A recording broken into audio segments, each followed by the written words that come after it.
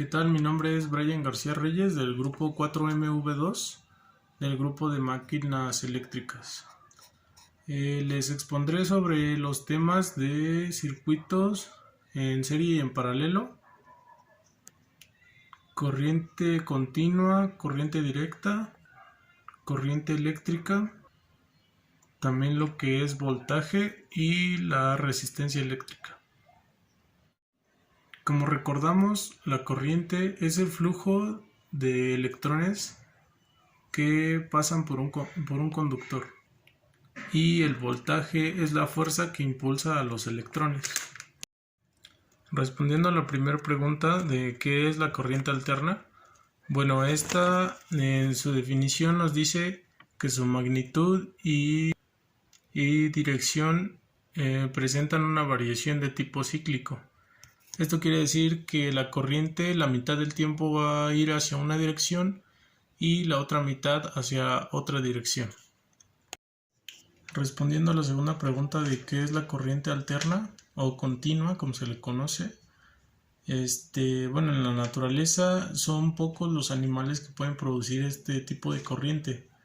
En la atmósfera, pues como conocemos los rayos, son un ejemplo de este tipo de corrientes. El humano creó después lo generó en unos campos eléctricos donde ponen dos polos y los electrones son repelidos de un polo y atraídos en el otro polo. Esto nos da una sola dirección y esa es la dirección que tiene este tipo de corriente. A esto se le atribuye a Thomas Edison, ya que él fue el primero que lo propuso y bueno, hizo la demostración con lo que es el campo eléctrico. Ahora haré una comparación de corriente alterna y corriente continua. La corriente alterna tiene dos características. La señal de la corriente varía en función al tiempo, quiere decir que tiene una frecuencia, o sea que se repite después de un cierto tiempo. O sea que la frecuencia es la rapidez con la que la corriente vuelve a repetirse. En un generador eléctrico se produce en CA, que quiere decir corriente alterna, debido a que la corriente eléctrica trabaja con el principio de inducción magnética y produce ondas de señales de forma senoidal, que ahorita les mostraré la gráfica. La alterna por lo regular es generada para el uso de grandes consumos de energía, como lo es una lavadora, la luz de la casa, una estufa. Quiere decir que es es un alto voltaje. Esta es en las plantas generadoras hay transformadores, los cuales producen primero lo que es la corriente. En esos generadores se incrementa el voltaje para poder ser transportada. Esta es una ventaja, ya que con la corriente continua es más difícil ser transportada. Bueno, ya una vez que es transportada a las ciudades, la energía vuelve a entrar a otros generadores, los cuales vuelven a bajar el voltaje para ser distribuidas a las casas.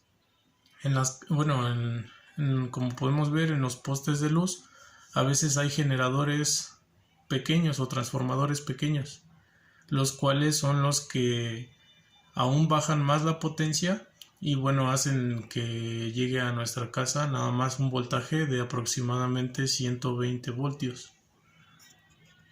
Bueno, como dije, la corriente alterna es utilizada en plantas eléctricas y en redes eléctricas. A comparación de la corriente directa, que esta, como dijimos, ya nada más tiene un ciclo, un sentido, y esta es más difícil de transportar. Por lo regular es usada para baterías, para pilas o para dínamos.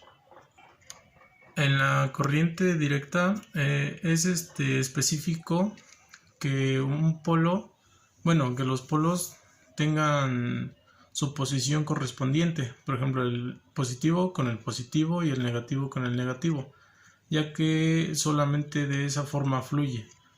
Al contrario de la alterna, bueno, esta nos permite poner, como es el cable de la luz, bueno, de un cargador, de cualquier forma y de todos modos va a fluir la corriente.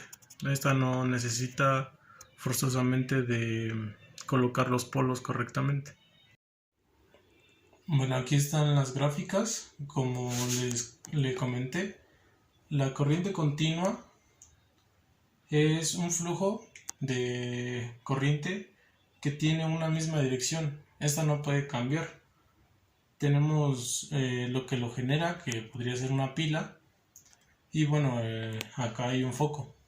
La corriente es continua. Su gráfica es esta.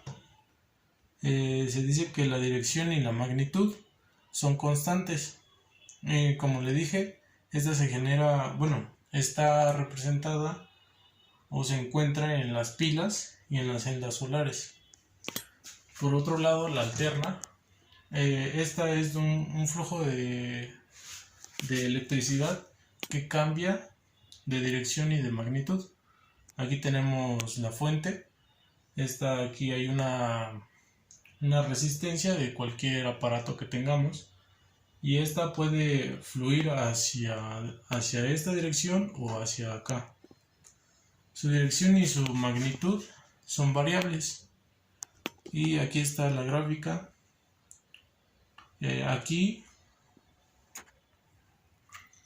Aquí podemos ver, bueno, lo que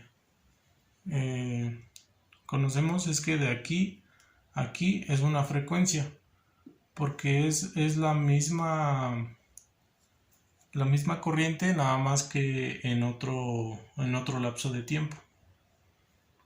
Esto se encuentra en alternadores, nada más, este tipo de corriente. Respondiendo a la pregunta 3, ¿qué es la corriente eléctrica? Bien, este es el flujo de electrones que pasa a través de un conductor en un determinado tiempo. Recordamos que en la corriente continua, aquí, bueno, en lo que es el diagrama, recordábamos que su sentido era solamente de positivo a negativo. Se dice que en la corriente eléctrica este es el contrario, ya que lo que se mueve son los electrones, que son los de carga negativa, ya que la carga positiva, bueno, por su masa, los protones no son los que se mueven, sino los electrones. Entonces, al moverse los electrones desde esta parte negativa, pasando por ejemplo, un foco o un contacto donde hay resistencias, aquí se van perdiendo electrones y van llegando los pocos que llegan hacia el lado positivo, se quedan ahí. Esto hasta que logran un balance entre estas dos, entre lo que es el polo positivo y el negativo. Se dice que hay un equilibrio, y nosotros, el ejemplo es cuando decimos que la batería de nuestro celular o de la pila se ha agotado, pero esto se debe a que los electrones viajan y realizan lo que es el equilibrio en ambos polos. Bien, para la pregunta 4 sobre qué es el voltaje, bueno, se le dice que tiene una diferencia de potencial, quiere decir que tiene una pendiente. Esto es que tiene un punto de alto potencial y uno de bajo potencial, del cual se van a trasladar los electrones. Pero ¿qué es la diferencia de potencial? Bueno, este es el trabajo que se puede generar, o la potencia de hacer un trabajo. Bueno, como dije, el voltaje es la diferencia de potencial que existe en un circuito. Aquí podemos notar este esquema donde hay un punto alto de potencial y uno bajo, el cual los electrones van a estar viajando. Un joule sobre un coulomb es un volt, que es la potencia de hacer un trabajo. Y bueno, aquí entre mayor voltaje tengamos, va a existir un mayor número de electrones que se van a poder mover de un punto alto a un punto más bajo. La siguiente pregunta es: ¿qué es un circuito en serie? Bueno, esta es cuando unas resistencias se presentan de forma secuencial con otra. La cantidad de electrones que ingresa a una resistencia es la misma que va a salir, y así consecuente en las otras resistencias hasta llegar al final del circuito. Aquí, bueno, en el circuito en serie, la corriente es un factor constante y el voltaje es el que cambia. Aquí quiere decir que se suma el voltaje pero se mantiene la corriente. Bueno, aquí podemos ver lo que es un pequeño diagrama. Aquí, checamos que en el circuito, como nos dice, los electrones van a pasar, pero va a ser continua. Aquí no va a haber pérdidas de nada. Lo mismo que entra por aquí va a salir por acá, y lo mismo en todas las resistencias. Aquí tenemos un pequeño ejemplo de dos pilas, dos baterías, tienen 12 volts cada una en lo que es serie.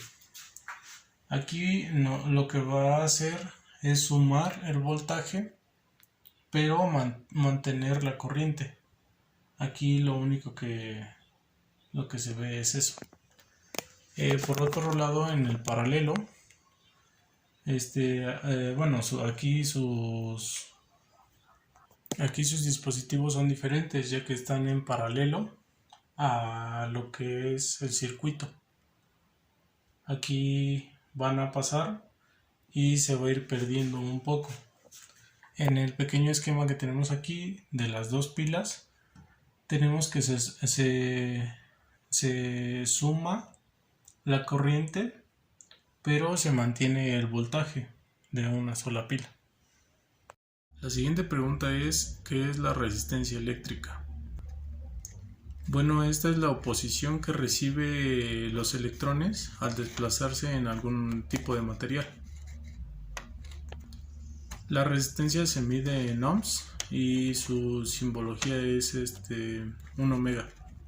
Los materiales con gran resistencia se les considera aislantes, y lo son las cerámicas o los plásticos. A los materiales que tienen baja resistencia se les considera conductores, porque estos tienen un libre flujo de electrones, y los más claros son los metales. En los cables de luz se considera que los cables más gruesos tienen menos resistencia y los cables más delgados más resistencia. Así también los largos tienen más resistencia y los cortos tienen menos. La temperatura, a mayor sea esta, habrá menos resistencia. ¿Y por qué se da esto en los materiales, lo de la resistencia? Bueno, esto es por su estructura molecular.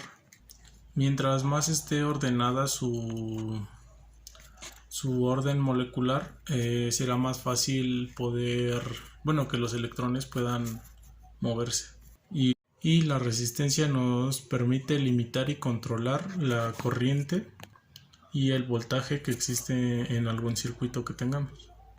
Bien, lo siguiente es cómo se comporta el voltaje en un circuito en serie. Bueno, nosotros podemos encontrar en lo que es el circuito en serie, lo que son dos cosas aquí. Una que es aditiva, bueno, suponiendo que tenemos dos fuentes de energía. Cuando es aditiva, es una suma de esas fuentes de energía. Aquí, por ejemplo, tengo una de 5 y una de 3. Esa se va a sumar y va a generar una pila mayor con polo positivo y negativo de 8 voltios. Y puede existir también la sustractiva, la sustractiva, que es de resta. Aquí pues sí se diferencia en los símbolos, la simbología. Bueno, en lo que se hace es una resta. Tengo una fuente de 5 y una de 3. Y nos da un total de una pila con polo positivo y negativo de 2 voltios. Aquí realicé un ejemplo de la ley de voltajes de Kirchhoff, donde nos dice que la suma de alza y baja de voltaje es igual a 0. Aquí tengo un diagrama, una fuente de voltaje que tiene 16 y otra que tiene 9. Aquí tengo dos resistencias donde no conozco el voltaje de una y es la que quiero conocer. Mediante esta ley, bueno, él nos dice que es en sentido de las manecillas de reloj. Entonces, realizando operaciones, aquí la flechita entra desde abajo, es decir que ponemos menos 16, luego más B1, que es luego más 4 voltios que tienen la resistencia 2, y luego más 9 del otro fuente de poder, igual a 0. Despejamos B1, que es la que queremos conocer, y despejamos todas las demás. Es menos 16, pasa sumando, 4.2 pasa restando y 9 pasa restando. Realizamos operaciones y nos sale que el voltaje de la resistencia 1 es 2.8 voltios. Y de esta forma se comporta el voltaje en un circuito en serie. Sobre la última pregunta de cómo el voltaje se comporta en un circuito paralelo, bueno, aquí tengo una explicación. Aquí tenemos lo que es el diagrama y identificamos lo que es el voltaje 1 y el voltaje 2. El voltaje dentro del lazo, como nos dice Kirchhoff, debe resultar igual a 0. Aquí nosotros tenemos un voltaje y la corriente va a circular, como nos dice, en función de las manecillas del reloj. Entonces tenemos que voltaje 1 va a salir de aquí, la fuente va a salir de aquí, entonces va a ser positivo. Y sigue la trayectoria, entra el voltaje 2 como positivo, pero aquí va a salir hacia acá, siendo negativo. Entonces lo escribimos, voltaje 2, negativo. Y aquí puse algo que es caída de tensión. El voltaje es negativo o se le conoce como caída de tensión. Y continúa con su recorrido. Bien, entonces como nos dice la ley de Kirchhoff, es bueno, lo voy a escribir aquí, la suma de los voltajes nos debe dar 0. Entonces ya tenemos aquí que el voltaje 1 es positivo y le vamos a restar el voltaje 2. ¿Por qué? Porque sale de aquí y es negativo. Entonces esto igualado a 0. Despejamos el voltaje 2 y nos queda que volumen 1 es igual a voltaje 2, y aquí se cumpliría lo que dice Kirchhoff, que el volumen 1 y el volumen 2 son iguales en un circuito paralelo.